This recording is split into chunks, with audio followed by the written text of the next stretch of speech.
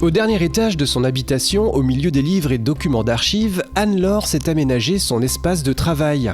Un lieu idéal pour laisser libre cours à son imagination. Anne-Laure est illustratrice professionnelle, une vocation qui puise ses racines dans l'enfance. J'avais l'habitude d'être entourée de livres, j'adorais ça. Et quand on est une petite fille, qu'est-ce qu'on nous offre en règle générale? C'est des contes. Et donc du coup, à partir de ce moment-là, on m'a offert des très beaux bouquins, très gros, avec une belle reliure, avec des dessins magnifiques à l'intérieur. Et je me disais, mon Dieu, mais un jour je veux faire ça, je veux faire pareil.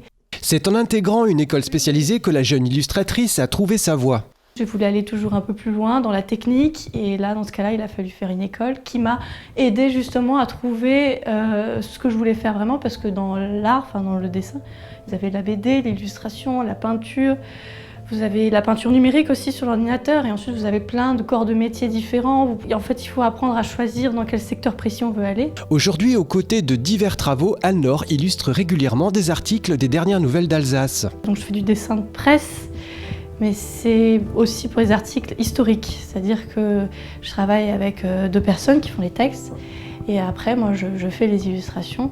C'est justement ce goût pour le passé qui caractérise le travail de la jeune artiste. Londres du XXe siècle, Paris du XXe siècle, début 1900, la période victorienne aussi. Et donc tout ce qui est un peu mystérieux, avec une ambiance un peu tamisée, des lumières par-ci par-là, décors assez travaillés. J'aime bien mettre du mystère dans mes dessins et mettre quelques petits détails, ce qui permet à la personne de s'attarder sur le dessin et de découvrir des petites informations qu'on ne verrait pas si on regardait en 5 secondes. J'aime bien faire travailler les gens. Avec un statut d'artiste-auteur indépendante, Anne-Laure porte un regard lucide sur les combats intérieurs et extérieurs à mener pour s'affirmer dans cette profession. Si vraiment on veut en vivre, alors là, dans ce cas-là, il ne faut pas hésiter à sortir de chez soi, proposer ses services, faire des projets, beaucoup de projets. Il faut savoir se vendre, avoir confiance en soi, c'est pas facile au début, surtout quand on commence une carrière. On est un peu impressionné par le regard des autres.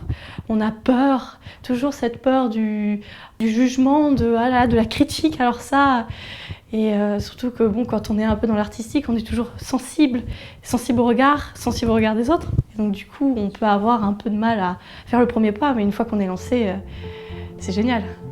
À présent, Anne-Laure s'investit dans un projet de livre pour enfants dont l'histoire se déroule à Paris à la fin du 19e siècle.